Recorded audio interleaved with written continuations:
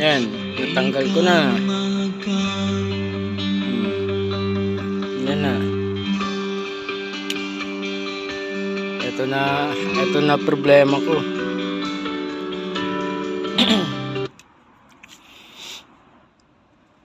Gagawin natin. Ito makikita nyo yung likod ng ano.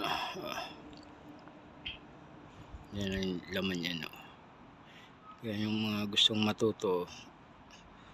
Papalitan natin dyan. Yun lang. Dalawa lang pala to.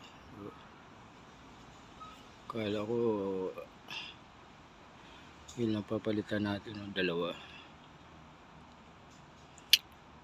Mekos na natin to. Bibili tayo ng parts sa Raon